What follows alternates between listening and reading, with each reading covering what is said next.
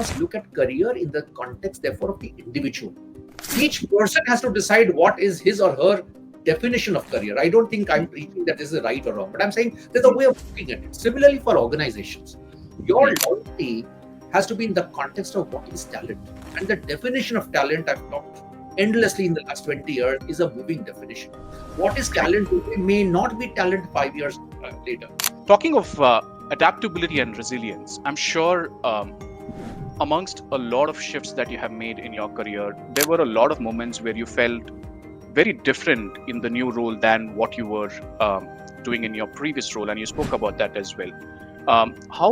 How can one become adaptable? How can one become resilient? Are there any tips that you would want to give to the audience listening in? So I believe vulnerability is the biggest thing.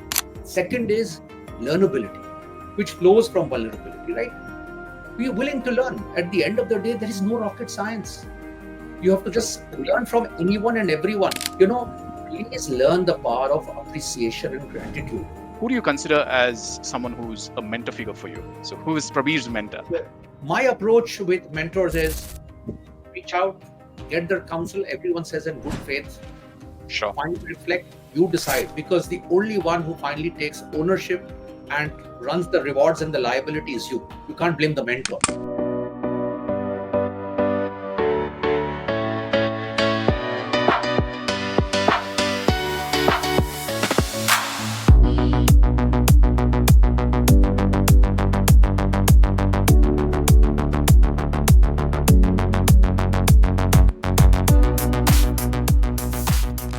Hello and welcome to the very first episode of Career Shifts podcast. I'm your host Gopal, and I'm thrilled to have you join me today. Before we begin today's podcast, I want to share a story about my dad, who inspires me a lot. He worked at the same company for almost 42 years. And when the company had to shut down, as the accounts manager, he was given a big responsibility to settle everyone's accounts. Over the decade, even though he stayed in the same job, he helped many of his co-workers find new and better ones. His dedication not only helped others, but also taught me a lot about the value of supporting those around you. This story has stayed with me as I have moved through different stages of my own career. While this series isn't about my experiences, it's inspired by the idea of what people can do when faced with the new challenges. We truly live in interesting times.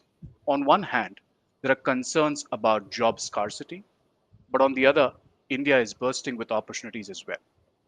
I firmly believe that we are in an era where opportunities are abundant. It's just a matter of creating them for ourselves. This belief is also driving force behind the Career Shifts podcast. The main motivation for this podcast is to offer guidance and support to the numerous professionals who are in the midst of their careers and are considering a change. My goal is to provide them with a toolkit that can help navigate and facilitate these career shifts effectively. In this podcast, we'll explore the ups and downs of career shifts by exploring the stories of people who have been there and done that. And what a better way to kick off this series than with guest whose career has been series of remarkable transformations. Today, I'm honored to welcome Prabir Jha to the show. Honestly, Prabir needs no introduction. From his beginnings in civil services to becoming the strategic HR head at global giants like Tata, Reliance, and Cipla, Prabir has a wealth of experience and insights to share. Welcome, Prabir. Thank you. Thank you, Gopal. It's been a pleasure and an honor, and good luck with this human service that you've initiated to help so many people. Thank you so much. I really hope that this helps a lot of people listening to us today. Um, while your journey has been nothing short of inspiring, you've made transitions that many can only dream of, navigating through diverse sectors, scaling to new heights of corporate leadership. Today, I'm very eager to learn from your experiences. So, this is the first question for you. You worked across different industries and sectors, mainly the transition from civil services to big corporates, and now with your uh, advisory firm as well. What drives you to make each of these big career changes? My God, you put me on the spot straight away. But it's a great question. And no, sometimes it's serendipity. I'll be very honest. Uh, I'd never ever, when I started as a young civil servant at the age of 22, I had never thought, I would be in the corporate world. It was the pre-liberalization era. I come from a family of civil servants. I come from Bihar, where if you're a bright guy, you actually only do the civil services. So if I had been in the government, I would be sitting as a secretary to the government of India or something like that by now. But ironically, a bad HR experience of getting my reimbursements for doing so well at Accelerate and coming back to the civil service, or not taking the plunge from campus, led me to that decision. But when you look back, especially the civil service transition, I mean, there is no job which gives you the start that the civil services gives. At the age of 22, 23, for all you matter, even if you compete later at 27, 29, you start from the top of your respective hierarchy and service. And from day one, you actually are in the business of leadership and strategy. I mean, no corporate sector as a management trainee, you kind of, so I've never done that. In fact, I became an individual contributor at the age of 52 when I decided to become an advisor and do my own thing, right? Sure. So it was an irony. But when you look back, or now when I look back, maybe it is getting out of that comfort zone of, and it's me, maybe it does not apply to anyone else, but for me, I get bored. I'm not a guy who likes to be a Rahul Dravid. Nothing wrong with that, applauding in the middle order. My resume should show X number of years, I should survive. And I have never been that kind of a person. I have been far more adventurous as a person. Maybe my self belief is higher than most other people. My self Sure. assurance is higher, and I always have joked that मैं डर के नौकरी नहीं कर सकता हूँ. I can never work out with fear. I always have joked I work with my resignation in my pocket. So you chance your arms, you do your own thing, and at the end of the day, I believe someone is going to gain. At the end of the day, it is a loss of the civil service or company X or company Y. And that's really been the reason why I have experimented the way I do. I get bored, actually. Intellectually, I get bored. I'm not a person. I've never been, including in the civil service, that I need to hang on to my chair, and those chairs are big chairs, right? I mean, Mm. and unlike the private sector, the transfer order comes and next day you hand over charge and you move. There's no notice period at 3 months. True. Very And the true. next day you go and have a cup of tea sitting on the other side of the table from your successor, and you say that's how life is.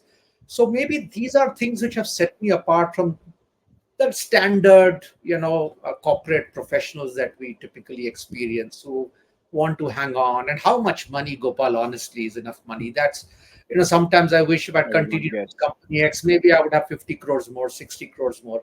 But today I see the sunset and enjoy my chai, and, that's priceless. I mean, I mean, 30 years, I never saw the sunset. So these are choices you. Very true. Very true. I mean, by virtue of being at IIM Ahmedabad, working for setting up the School of Public Policy, had the opportunity to talk to a lot of people in the services, and a lot of people did come over to, uh, pursue their higher education in form of PGPX as one of the career programs.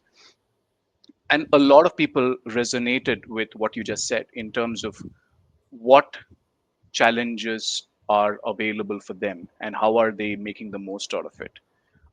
Not everybody was able to have the ability to shift with confidence. I'll be very honest with that. And one of the questions that I had for you was, you already answered it, which is, at times changing from sectors, one sector to the other, brings in a lot of discomfort in people.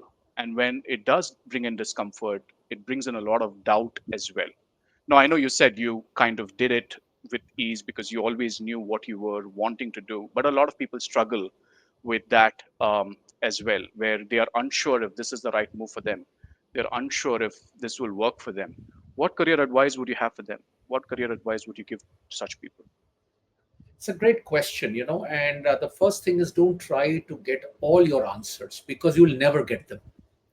it is eventually going to be a leap of faith. I've had a situation once in my career where I decided to leave a company. I had 7 job offers within Wow. 30 days, right? And I did the classical MBA SWOT. And I can tell you, SWOTs don't work, Mm. right? I exercised a choice which SWOT told me was the best choice, and it was the wrong one. And in 2 months, I left that company. So, you talked about self doubt, fears. Uh, we all have our self doubts and fears, me included, right? I mean, I started my own advisory. I thought that, it's so, with the kind of standing I have in the HR world, people will give the right arm to say, Prabir, a bit of you, right? But that's not how the world is. People feel sometimes intimidated. My God, I don't want Prabir coming in. Will I look small? So there are lots of reasons, lots of, the world is not as fair. The world is not as merit driven. There are issues of jealousy. There are issues of people willing to spite you. These are realities of life. And True. especially when you change a company, a culture, an industry, you start all the way from the beginning. Very And true. as applied to me, I mean, your reputation was good till company X. Now in company Y, can you do it again? So it is very human, and I don't think it is unfair or it is a failing. The question is, what do you do in spite of it? And that is where, Gopal, I think it is the brave who actually chance their arms. you know uh, at the end of the day, every company that I joined in my career, from engineering to IT to pharma to auto to a conglomerate to again pharma, everyone said we are unique. Mm. I can tell all our viewers, no company is unique, no industry is unique, right? At the end of the day, it finally boils down to common sense. And especially as you build your career, it's a lot about having the humility, the vulnerability to learn, asking the right questions, being stupid. I mean, expressions are different in every industry. And you're sitting in a management meeting, I'll talk about my experience, and I don't even know what that expression means. I mean, just ask. Just ask. Because the guy who has hired you is not expecting you to know everything from day one. But we have made it an issue of, oh my God, people will think I'm stupid. Oh, people will think that. So I think a lot of these ghosts must be exorcised.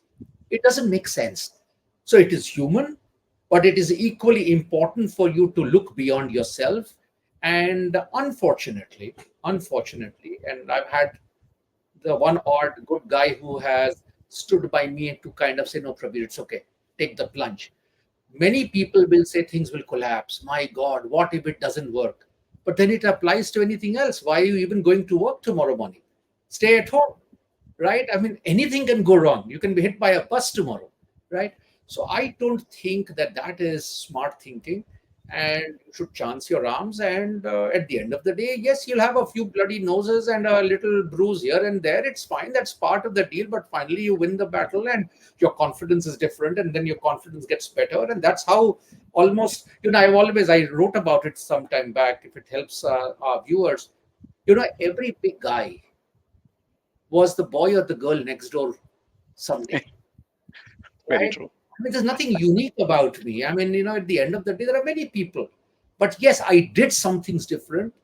And to me, I think, and we'll maybe talk about that, I think courage is very important, when you're making career shifts. You must have courage, you must have self belief. Otherwise, Yeah. there are 20 people who are willing to kind of scare you. But ultimately, you chance your arms, and only when you chance. See, I've been a keen horse rider as a child growing up and stuff like that. And I always had the worst horse to be on. She would suddenly buck, she would be on her hind legs. I would tell my instructor, why is it that I get the worst horse? Right? And he would always say, आपकी riding सबसे tough है. In my entire life, I've never fallen off a horse. Because Wow. even if the horse bucks, I've said, no, pony, you can do what you want. I'm not going to get up. And she has bolted. She has done all kinds of things, right? So maybe, when I look back and I connect that with careers, if a horse has not been able to throw me off, why should I worry about any career switch or about any, what will happen? It's a wrong call. You'll correct it. But, if unless you venture out, you're not going to be discovering yourself fully. True. Two reflections here. One is I remember when when I reached out to you a couple of years ago. And this was when I was transitioning from EY to IIM Ahmedabad. In EY, I was doing a different role, which was in HR. And in IIM Ahmedabad, I was going to take over the School of Public Policy's administrative responsibilities. And I had no idea what public policy was all about. So I frantically started searching for people who had something about public policy in their profiles. Um, and I started speaking to them, and I reached out to you, and you were kind enough to give me that time.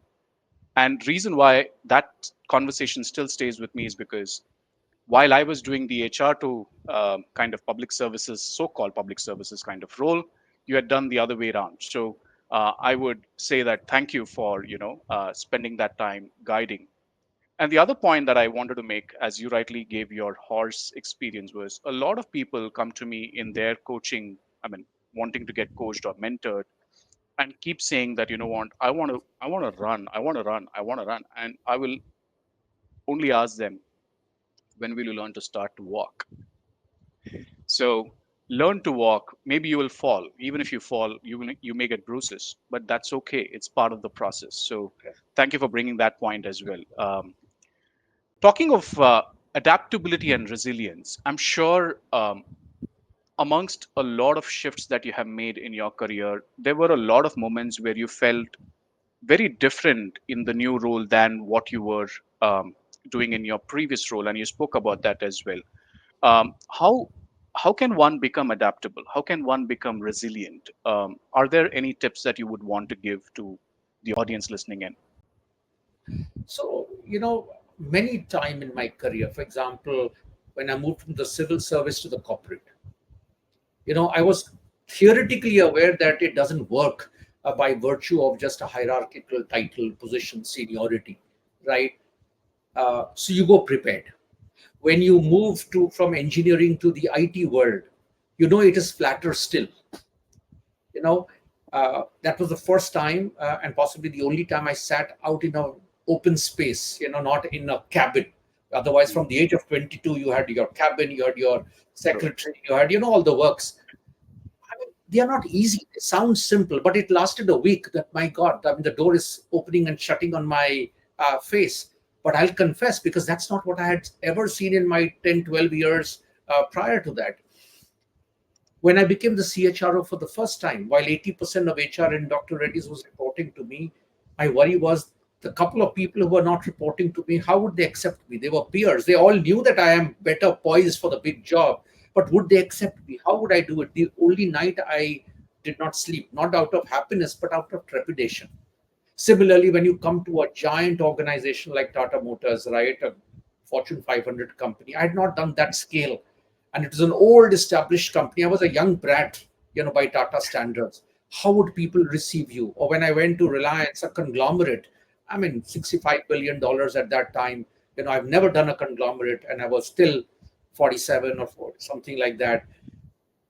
Or when I started my advisory, all your life you've finally been, a key executive. The world kind of works for you. Suddenly you're a nobody. So the point I'm making is that you have to acknowledge, welcome, and build vulnerability. And that is one reason why many people are not very comfortable with career switches, changing roles, changing jobs, changing companies, because they're not willing to be vulnerable. No one expects you to be Mr. or Miss Picture Perfect. No one expects you to be a virtue of all So knowledge, true. right? It is self-made. And sometimes the imposter syndrome also plays out, because I know of many people who are in jobs where they know it, they don't deserve to be there, right? The system, they've played the system, they've politically survived in a system, thrived in the system. So I Yeah. believe vulnerability is the biggest thing. Second is learnability, which flows from vulnerability, right? Be willing to learn. At the end of the day, there is no rocket science. You have to True. just learn from anyone and everyone, the junior most guy. And I think that has been a thing which now, when I look back, has been a strength in me, that I can learn from anyone. I can be vulnerable. I said, I don't understand this at all. I'm sorry, it's too technical for me. Can you break it down into a more visual understanding for me. And I have not met a single person who has said, "Oh my God, the CHRO does not understand." Right. So I think if you are able to blend vulnerability, learnability, and the last thing is, please learn the power of appreciation and gratitude. At So the true. end of the day, no one is obliged to help you succeed in a new role, either by title, by industry, by company, by culture. Yeah. The challenge is we all think, and when I look back, I also know so many people who have now reached certain levels, but I don't think most of them have exhibited gratitude. There are very Mm. few people who might say they may feel it, but they wouldn't say that, Prabir, thank you so much. You Mm. made a difference to the way I thought. You made a difference. So I think one of the other things that I think is very important, show gratitude. When you show gratitude, people want to do more for you, and the lunch table conversations about you also are a lot softer and nicer. So more Correct. people are engaged to help you succeed. And ultimately, careers is a team sport. I mean, it is not a solo exercise. You don't Yeah. Many times people say, I built my career. You never build your careers. People help you build your careers, whether Correct. it's the boss, it's the Absolutely. peers, it's the team, it's the stakeholders, the clients. And I think it is all about gratitude. So, three things: vulnerability, learnability, and gratitude. If you can actually make that part of your psyche, I think you will not only be more comfortable with career switches, you will be successful at career switches. Wonderful. I think I can resonate with all of those, what you just said. I think adaptability comes with learnability and being vulnerable. So, thank you for sharing those. I'm going to read a few comments that people have been, posting. Vikas Dua says, "Congratulations." Sahil says, "Wow, Prabir Jha is one is going to be brutal and honest and not filtered." Um, Vinay says, "Congratulations, Gopal, on the first podcast, and who better than Prabir?" Neeraj says, "Many congratulations, Gopal, and looking forward to a very learning podcast for career oriented person." Vikas says, "Loving the honesty and transparency with which Prabir is sharing." And there comes a question from Sahil Nair. Please bring this one up, Gopal, at the cost of sounding like I'm flattering. Why do we have so few Prabir Jha in HR, if you know what I mean? I don't have a response. It will be pompous to attempt to reply, but Sahil is a good friend, very bright HR youngster. No, I have been asked this question in many, many I forums. know. I'm That sure, yeah. Prabir, why is it that we don't have as many Prabir Jhas? Of course, not only in HR, in leadership. Even, yeah, He sure. said, why have you decided to opt out of, so-called corporate career at 52? You could have done it after 65. There's a crisis of leadership. I appreciate, respect the warmth and the interest.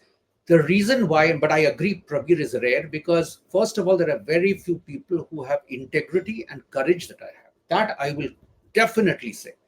At the end of the day, it's very easy for you to survive and thrive for yourself in a company or beyond that. There True. are very few people who give visibility to their teams, who actually are willing to walk away so that someone else can grow. But because maybe I come from a different background, or maybe my DNA is different, I have never actually felt a sense of competition, or maybe I have never needed that I need to prove anything to anyone. I don't have that pressure at all. Like I have heard that people have said, very senior HR people, how has Prabir so many followers? Mm. No, I have not baited anyone. I write, I have my chai in the morning, I write. If people read, what can I do? I have not asked Gopal you to follow me or you to True. like or anyone. We have not forced anyone to join this conversation, right? Very true. So I Very think true. it's credibility, it's courage, it is integrity, and to look beyond oneself. I think one of the challenges I find with many, many leaders, it's all about personal survival and aggrandizement. And it's actually getting worse. Mm. I mean, the fear to, and one of the reasons why their careers, see, they may get the title and money, but I Mm. don't think they. And I was speaking at a recent conference somewhere, and I said that but they don't become brands. Mm. Brands is not about title, money, etc. Then many people could be brands. True. I think Very true. brand is about credibility. If you are able to hit a century on every pitch and every different pitch, so have the confidence to bat on different pitches and hit a century every time. Mm. And second, at the end of the day, demonstrate humility, vulnerability, be yourself, be human. I just think that and HR included, because we as a function talk about a lot of things. But I honestly don't know whether we have too many role models in HR. I would struggle to think who is a role model I've had in HR. I honestly don't think I'll have a name, right? Maybe I've liked something about X, something about Y, but we should, and I've seen in big conferences now. I don't go to many, but the senior leaders, they don't interact with the youngsters. They are happy just talking amongst themselves, and which I have always felt upset with, including I remember a moment when I was the group CHR of Reliance and this happened, and I felt terrible. Our job is to inspire the youngsters. Our job is to kind of, but I think HR needs to practice a lot of what it preaches, and I think we have fallen short. So there is a True. crisis. Yeah. And I would say it's a little bit more of broader than HR. It's more about leadership as well. And it reflects in every function, if not It does. HR Ab- alone. Absolutely. I'm going to take one more question from Shweta. When a person chooses to make a career shift and chooses to come back, how open is the industry to the idea of accepting the person back? Should the person be open to embracing a setback in terms of the level? So it depends. It depends on the person. It depends on the company, and company again is the individual in that company. Companies are very closed. HR is very closed, leadership is very closed. The hypocrisy of leadership to talk one thing from the pulpit and to actually embrace, a lot of what they practice is rare, is very rare, right? So I am not a great believer of, professed leadership. I would rather accept practice leadership. So it is not very easy. But at the same time, the exit or the break could have been for a variety of reasons. There are Mhm. companies and there are individuals who would acknowledge and say, we understand. And if the hiatus has not been too significant, it may not be at a significant discount. But sometimes, Gopal, we also have to acknowledge we all take our decisions. These are life decisions. Career is a True. small part of our life, right? Very true. Yeah. And at the end of the day, it is okay. No one forced us to go out, no one is forcing us to come back. Now, this is where you take a strategic call. Now, while she has asked in the question of having taken a break, I have actually lived an experience where I went from a higher title and higher compensation to a lower title and a lower compensation. And I think it was the best decision I made, because I not only got back to there, and the rest is history. So, I don't think we should be very fixated one way or the other. If the opportunity is back and you think it's a great re entry point, just take it. Many people, unfortunately, make bad career switches because they only understand career in terms of a higher title and more money. And it is the most bizarre way. And I have made that mistake also when I said about the seven choices, right? Very But true. it's bizarre. And I tell people, you never think. In fact, today I wrote on my post in the morning about career wellness. Yeah. It's a Sometimes, wonderful it one. is Yeah. take a salary cut, take a position cut, move to another industry, do a different role. Even if your performance for 1 year will dip, it may happen. You're moving to another function or to another role, but you would have actually prepared yourself for something that very early in my corporate career, fresh out of civil services, a headhunter asked me that would you be open to some FMCG company. I said, why not? Because I Mhm. had just come out of the government after that. Now there's no bridge to look back to. So I said, why not? And the guy said, no, you have such an impressive background and profile and all that. And 3 days later, the headhunter came back and said, no, no, they want someone only from FMCG companies.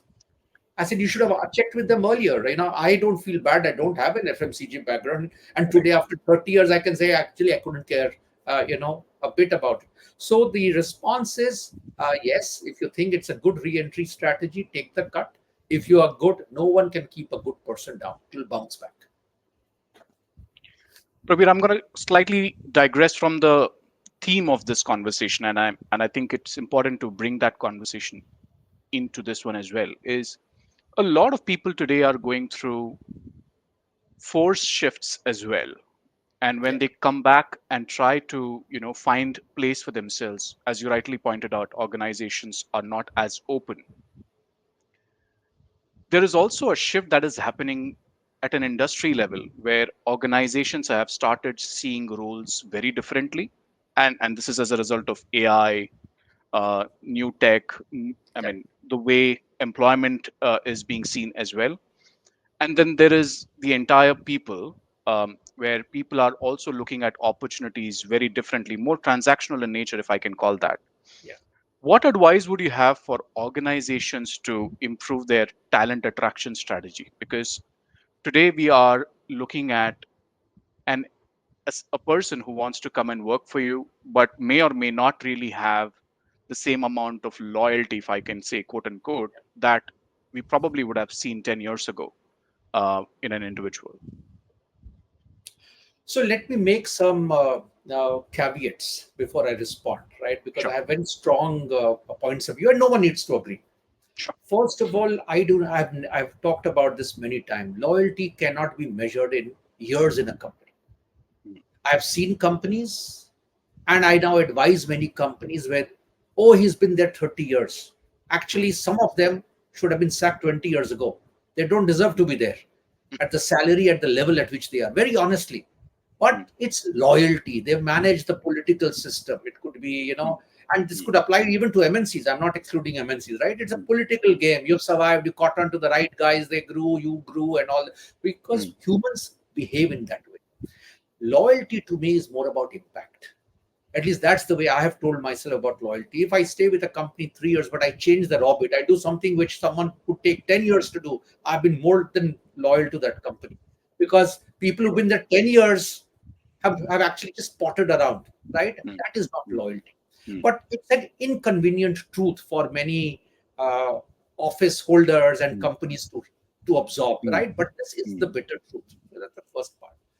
The second part that you raised about, job switches. See, there was a time, I always talk about uh, careers or whatever. It was monogamous once upon a time, not because they did not want to do different jobs, maybe, a generation earlier, right? But they want the jobs. Where would they go? My father joined the IPS. He spent his lifetime in the IPS, right? Where would he go? You didn't have, the kind of opportunities that are there. Then there was maybe my generation that people practice what I called, polygamy. You mm, know, you went to one, then you went to the other, you went to the third, and therefore we kind of looked at different experiences because mm, there were good jobs. Now the new generation actually practices what I call corporate polyandry, mm. the so-called gig world. I True. mean, today I work with 20 clients at the same time, and I like that space. It intellectually challenges me. It is boring to work for the same company, same people for 5 years. It's not me. So Mm, the mm, point is, you must look at career in the context, therefore, of the individual. mm, Each person has to decide what is his or her definition of career. I don't think I'm mm, preaching that this is right or wrong, but I'm saying there's a mm, way of looking at it. Similarly, for organizations, your mm, loyalty has to be in the context of what is talent. And the definition of talent, I've talked endlessly in the last 20 years, is a moving definition. What is true. talent today may not be talent 5 years later. So you must understand and define what is the relevant talent. Maybe, a grinder and a miller and a mason is the operating talent for a company, and maybe in True. another company you need all the strategic minds. Does it make the other irrelevant talent? It's no. So you define your talent very strategically. Once you're clear about it, you must understand what appeals to this talent. The problem with the question that you have raised, which I respect, and which a lot of people, everyone believes talent is this high MBA talent, and which has, it's all nonsense actually, right? People don't, and CHROs don't think about it. No one steps back. Everyone is doing some little potting around, some recast, some social media Mm, post. But the strategic question is, what is meaningful talent for you? And if you visualize the next 5 years, anyone who says I'm visualizing a 30-year career is talking bullshit. So when mm, people reach out to me, Prabir, help us search out this candidate and that candidate, and we want someone in the 40 to 45, they'll say, I said, what changes if the guy's 46 or 50? correct. You Exactly. know, a 35-year-old even today. No succession depth. I said, you have no guarantee this guy will stay with you 2 years from now. So, True. True. all of it is very mediocre gibberish, which I hear, Mm, from leaders in companies, and that mm, has to change. mm, Loyalty will be to make whatever tenure works win-win matter. It could be Matters. Yeah. 2 years, it could be 5 years. It is a choice on both sides. But does the company get the best in those 2 years? And does the organization also feel I got two of the best learning years or the best culturally, reinvigorating experience? So you have to decide what works. The last point I want to make it is the oversimplification of, oh, Gen Z is different from Gen Y and millennials. I don't believe that nonsense. No. It is again right. HR conference after conference talks about this nonsense. Tell me, you know, if my son is a millennial who's Bombay raised, is he exactly similar to a guy who is a millennial from Jhumri Tilaiya? Is he exactly similar to someone in New York? I mean, let's not also oversimplify. It's like the diversity inclusion nonsense which happens. I mean, don't step back. Everyone is trying to just make their little fads and anyone who gains in that.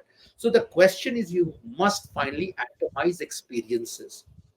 What do you do which makes sense for this talent? And what works for Prabir may not work for Gopal. And companies cannot say, oh, my policy does not allow it. And that's why in my HR life, anything which was more than one page of an HR policy was out of the window. I never Mm. even called it HR policy. I used to call it enablers, right? Mm. So this entire policy regime, control, compliance is not. I never practiced it. I don't believe in it. And I Mm. think it doesn't matter how many people. I'm not saying the CHRO has to do or CEO has to do it for 50,000 people, but your culture and your ecosystem design has to be such that there is scope for people to atomize their experience, and Mm. therefore it makes sense for me to continue Mm. working in that company. Nor, all these golden handcuffs, etc. work. Even if they are spending the time that they have to spend, it does not mean they're giving their best to the company. So it's a very bold and not necessarily a popular response, but that's the way I think, that's the way I feel. Sure, sure. I really appreciate that. Switching back to you, Prabir, in your career spanning more than 3 decades, I'm sure you would have had, at some point of time, someone who you would look up to, feel inspired by, and may not be necessarily be within HR, but in general. Who do you consider as someone who's a mentor figure for you? So, who is Prabir's mentor? So, this is a question I've been asked many times. So again, to disappoint people, I don't think I have a role model. Sure. You know, I've worked with some very big names. I respect my parents, but I will be honest, I have learned something from each one of them, but I would not want to be them. Mm. I wouldn't want to be my dad, for example. Sure. I wouldn't want to be Mr. X or Miss Y, who might have been great industry captains. I've learned something, but I've learned also from my driver. I've learned something from the guy I buy my subsea from. Mm. Mm. So I have lived a world where I believe learn from anyone and everyone. You don't have to have a role model. So I don't have a role model, very honestly. So sorry Sure. to disappoint you on that. But mentors, yes. Mm. There have been a couple of good mentors who have kept me honest even when you're a high flying executive. Actually, you need them most at that time, Mm. Mm. right? Mm. Because you feel that the world is at your beck and call. And then someone can rap you on the knuckles and say, and he's not your boss, and say, Yeah. watch out for this, be careful about that. So there are people like that. My approach with mentors is reach out, get their counsel. Everyone says in good faith, Sure. finally reflect, you decide, because the only one who finally takes ownership and runs the rewards and the liability is you. You can't blame the mentor in good Mm. faith would say. Mm. So I have been lucky to have a good set of mentors even today. Some of them are from my civil service days, you know and those relationships haven't ended, Mm. and they Mm. continue to be both encouraging, and they continue to keep me very anchored, and both of which I think are very important when you start building careers or you know reinventing your careers. Absolutely. Interestingly, I met another HR leader a couple of weeks ago, and he was talking to me that how he keeps going back to his hometown every month, just for a couple of days over the weekend, just to be with his college friends. And I asked him why, and he says they are the ones who anchor me. Like, I mean, I find I can talk to them like me, and they know me as just the individual, not the titles that come along with it. Correct. So Beautiful. Very nice. you're so true. Yeah, so true. The last question before we get into the rapid fire is what would be 3 to 5 strategies that you could give as an advice to people who are looking to shift careers? The first is be honest in your critique of yourself.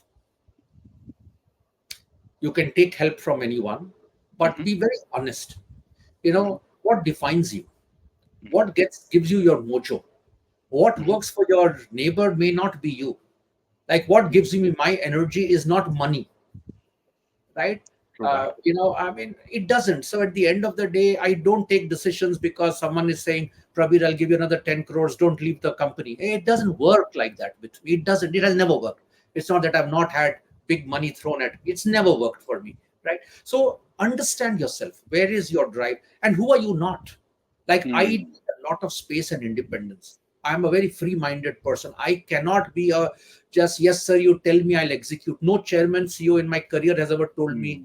about the HR agenda. That I will Hmm. tell you. No one. I have aligned them. It's been my agenda. And even as an advisor, I don't tell my client may tell me you tell me the problem. Don't tell me what to do. That's not your job. That's my job. So I think it's important to understand because then you know exactly what companies, what lines, what careers, what roles, at what time would play to your sense of success and happiness. So that's the first part. Sure. Discover yourself very, very completely. And we don't like to do that because all of us like to wear our masks, but at least peel it away for yourself. So that's the first advice. The second advice True. that I would have is ask yourself, what do you define success as? Hmm. Is it fortune? Is it fulfillment? Hmm. Is it fame? Uh, is it family? I mean, whatever is the because at Hmm. the end of the day, every career choice will have trade-offs. True. Nothing gives you everything. Are you willing to be a workaholic, or you want to have your interest in other areas? Like someone like me, I like to cook, I like to garden. I had a dog for many years. For me, it was important. I am not a guy who will work till midnight. I'm convinced it's not needed, and I will not work. So I will never Hmm. work in a place to sit till 12 o'clock at midnight, even if it's politically sensible. I wouldn't do it. Sure. So so do that. Define what Hmm. to you is success, what define it. The third part is vulnerability. I'll bring that point back. Hmm. You have to be vulnerable. Whatever you've done all this while does not guarantee. Be proud of that, but be Hmm. paranoid about your future. So be vulnerable. And at the end of the day, if I don't know, I don't know. I mean, what's the rocket science? I am not the last word on AI. I mean, I see so many people in HR these days mouthing that. But honestly, do they know it? They don't know it. I mean, I don't. Yeah. I mean, I try to read, but I will not say that I claim scholarly mastery over that. Right. So vulnerable about who you are, what you know, what you don't know, and seek Hmm. people, whether it's bosses, peers, team members, who can supplement you. So that is very Hmm. important. Hmm. And the last thing that I think is very important for when you're doing your career switch is how will you ensure your career wellness? You Hmm. must be learning something which you've never done before. See, people Hmm. go to jobs with a better title and more money, but do exactly the same job.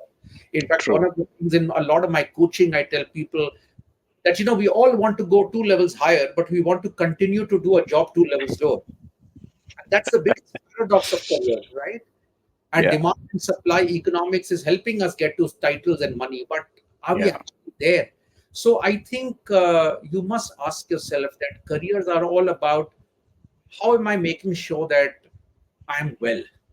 It Hmm. doesn't matter what Hmm. title, what industry, what role, taking a Hmm. sabbatical, like the question a lady asked earlier. I mean, in Hmm. India, it is still not viewed. Oh, why did you take a break as if something Hmm. happened? And these are HR people who otherwise talk all the right things from the pulpit. But when it comes to a Yeah. candidate, "Oh, Prabir, but he has taken a break." It's as bad as doing a ref check with past bosses.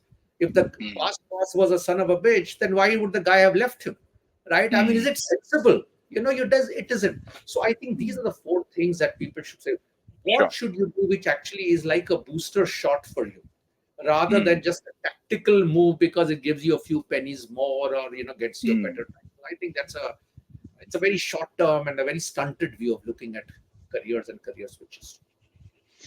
You mentioned about coaches and coaching that people should take, and you coach a lot of leaders yourself as well. Prasad Palav asks, how important is it to have coach in life? Unless this was already answered, but no. I mean, do you think coaches play a huge role Yes. in careers these days? And I often feel, I mean, I have coached my people myself. People do not think coaching is required. They would prefer mentoring, and end up creating um, a situation where they are an echo chamber of listening to the same things again and again without a fresh perspective. Can't even discover themselves. So, what are your views about coaching? So now I have a vested interest, so I must again do self disclosure because in my advisory job, I do a lot of coaching, chairman, CEOs, C suite typically. Right. Mm, So, but I wish I had a coach very early in my career. I wish the government of India gave us coaches very early. mm, I'll be speaking at a session overseas in this month, and I'm going to talk really about middle management. mm, I mean, everyone, when you talk about coaching, everyone who reaches out to me is about, Prabir, can you coach the chairman? Can you coach the CEO? Can you coach the C? The yeah. question is, why did you? And I tell people that, if the guy is a mule, I can make him a better mule. I can't make him a stallion. Let me be Mm, honest. And any coach who says I can convert a mule into a stallion is faking it, right? mm, I think we do not invest enough, at the middle management level. That's when people are still forming themselves, you mm, know. And I wrote an article some years ago, some of our viewers can see. I said, coaching is not just between the coach and the coachee. Coaching can be the way you run an organization, mm, right? So if they Google me up, they can get that article. So I think it's a very, very strong essential. The challenge, Gopal, is, and I don't exclude CHROs, but companies still think investments in this as a cost. They don't think true. of it as an investment. And also with, like I have coached CHROs who've actually fallen off the horse, great pedigree guys. Mm, But at least I compliment them. They had the vulnerability to reach out and say, Pravir, my confidence has got shaken, my this thing. The flip question is, why wouldn't a guy who's going strong, whether you are mm, see this or see that, why wouldn't you look for a coach? Because you mm, think you've arrived, you think you have, and the idea is that you need a coach who will be able to help tease out. It's like a good masseur. You got mm, to tease out the knots. Sometimes you don't even realize that. So I think mm, Prasad has asked a brilliant question. I completely and very strongly endorse that coaching must be the way of life. Bosses must actually turn out to be the better coaches. coaches. And but yes, if there's a need for good external coaches, it is worth the investment of time, effort, and money. No, thank you for bringing that. I think as much as we would want our organizations to sponsor and be mindful about making the investments, don't you feel that there is a bit more of onus on each and every individual, especially for the stakes that they are going, I mean, Yes, putting on their careers, to invest in themselves as well? absolutely. The good news, Gopal, I have in the last 5 years that I've been running on my own, I have had clients, C suite executives who've come to me and they have said that Prabir will pay you your full commercial fee, Mm, right? And I'm not mm, cheap, right? sure. Uh, but we don't want our company to be involved because so there are Yeah, people. The good news is there are people who are willing to pay this amount, right? And correct. say that, Prabir, but please help me, right? Because Mm, this is part of your career wellness thing. But it is still few and far between. Most of the time, either the company is forcing them to get into coaching, which is a bad idea, right? The guy is not ready, or they get the company to afford. So that investment is still, but there are stray yeah. examples. So I, and you're bang on. Ultimately, see, it's like a horse again. You can Mm, take a horse to the water, you can't make it drink. So, at the end of the day, if the individual does not want to kind of look beyond current reality, there's only mm, so much the world can help him out with. true, true. One more question from the audience is, Prabir sir, have you ever faced an imposter syndrome in your career? And what would your advice be to overcome it? We spoke about So this earlier. yeah, we Yeah. spoke about it. I mean, I have not faced it because, honestly, I've never had the pressure to prove anything to anyone. Or maybe I was Mm, fortunate. I don't know, but you can't be fortunate for 35 years of your career. mm, But mm, at the end of the day, I don't know whether it's the UPSC, out of 5 lakh people, 500 of Yeah. us make it. Is Yeah. that the confidence? Or I don't know whatever it is, but I have never faced. But have I seen people? Yes. And that Mm, is why I talked about vulnerability. At mm, the end of the day, you don't have to appear to be someone else. You can say, you know what, Prabir, this is not my natural strength. mm, mm, mm, But mm, systems, organizations, and cultures, they breed imposter syndrome. mm, mm, At the end of the day, they reward people who are faking it. It's not good for anyone. And I don't know why they do it. And this is my challenge of why leadership is in crisis. We are mm, obsessed with leaders. We are not paranoid about leadership. And that's why mm, imposter syndrome. So, yes, many people, mm, and many in the C suite. And very honestly, I have joked sometimes that, if as an HR professional, I was to even critique promoters, mm, mm, at what professional level in the hierarchy would the promoter typically qualify to get hired?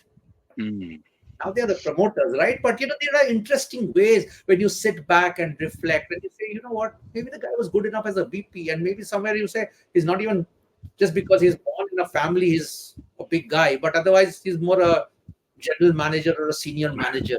So all kinds right. of interesting things, but it is very rampant. Imposter syndrome is there. Sure. Sure. Wonderful. Now we will quickly get into rapid fire.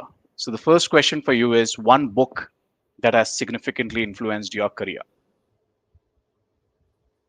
One book that I definitely feel I enjoyed reading, whether it has influenced or not, but I definitely enjoy and I recommend, is a book called Career Warfare by David D. Alessandro. Lovely Mm, book. mm, And I read it 20 years ago. And it's a fantastic book, very easy to read. And I think I have at least leveraged it uh, unconsciously in my career, but definitely in doing some work with careers of many people. wonderful. What is one common myth about career advancement you would like to debunk?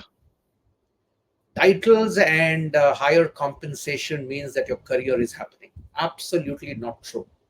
Don't set yourself up for these bogey traps. Truly build yourself. So this thing that Prabir, because titles in two companies don't, you can be, a probationary officer in State Bank of India or an assistant vice president in an MNC bank, but you're doing the same job, right? Mm, So it doesn't necessarily mean one or the other. So that's the biggest myth. got it. If you could go back in time, what advice would you give your 25-year-old self? Hmm. Maybe I don't know whether I would give, but yeah, sometimes I wish I was more mediocre and I was more a sucker. I somehow feel that when I look around, survival in an ecosystem, which a lot of people play by, uh, n- demands mediocrity. Don't challenge the system, keep it Yeah. going, mouth a little words here and there, and you'll survive your 35 years. No boss wants you to challenge. Whether I would have done it, I don't know. Whether I would have been happy doing, I don't know. But Mm, that sometimes I tell myself, was I too ahead of my times? Was I too honest? Was I too sincere about the agenda? Uh, mm, you know, like I've had some of my team members, very senior team members, who are now CHROs, big CHROs, and they would tell me, Prabir, next 5 7 years, just let's kind of, I am more Rohit Sharma. I'm not Rahul Dravid. I'm not saying one is better or worse, but maybe that's one advice I would have given, that, but this is a streak I've seen from my government is, why is my boss not thinking like this? Why am I thinking different all the time? And this is a feedback I've always had. Prabir, how is it that you think different from everyone else? No, I can't. I mean, I don't know. That's the way I do. I just think I challenge. I mean, for me, it comes so intuitively. It's a stupid way. Why does it have to be so complex? Why don't you simplify it? mm, you know so that's one thing I would say. Maybe I would have been an easy survivor. Why take the pressure? Just coasted along and life would have been good. you know no, I don't think we would want to agree to that because we respect you, like you, love you for exactly who you are. So we would not change any bit of that. Thank you. What is one tool or resource you can't work without? Oh, my iPhone, which is right here. I do all my work. It's my heart, mind, and my iPhone. All my articles I write as an email on my iPhone. Wow. I hardly use my laptop. I hardly use my iPad. But without my iPhone, I can't work. Everything I do, my posts, my full articles, I write on my iPhone. I mean, I hardly use the laptop. It's only for talking to a Gopal Iyer that I have to kind of get onto the big screen. Otherwise, iPhone for me is without that, I don't think I the world would have even experienced or seen a lot of what I think and write. Full disclosure, we are not making any recommendations and there is no brand endorsement Oh, here. absolutely. Good, good. Well said. Absolutely. What is the best piece of advice you have ever received? See, growing up, especially and at the age of 36, I became a global CHRO. I never thought, and, I mean, it's been a fairy tale, right? But someone told me this in those days, maybe late 30s, around that time. They said, Prabir, you're definitely a guy who's going to grow and go very far. But do what you will, never lose yourself. Wow.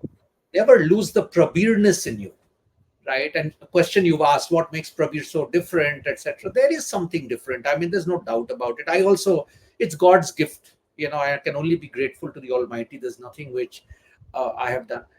And I think that was said in good faith, but that has kept me anchored. Never lose yourself. Sometimes people have said, Prabir, why are you so vulnerable with people? Why do you have to trust everyone? Why are you always available to people? Why do you have to kind of skip your lunch and still meet anyone who wants to see you? You respond to almost everyone who wants to, because that's me. I mean, at the end of the day, even my spouse has once said, you come back late in the evening and then you just sit down for dinner and someone messages or calls from US or whatever. And she'll say, you just come home. Why don't you have your dinner? And the question is, in my line, it's like the doctor. You don't know in what crisis a guy is wanting to reach out to you. That's the hazard of the profession. True. And I have never, ever cared whether I'm the CHRO and a big CHRO. I have responded. So never lose, what's in you. I mean, I think that has kept me very anchored and it has kept me sane and happy and smiling. Wonderful. With that, Prabir, thank you so much for joining us today and sharing your invaluable insights. Your experiences, your wisdom that you have shared with us today are not just inspiring, but also incredibly practical for people or anyone who's considering career transition. To our listeners, thank you for tuning in today. Remember, the journey of your career change is rewarding as the destination. We hope today's conversation has equipped you with new perspectives and tools to help you navigate your path. Be sure to join in next time on the Career Shifts podcast for more stories and strategies that empower your professional growth. Until then, keep exploring, keep dreaming, and keep shifting towards your next big opportunity. Thank you and Thank goodbye. you.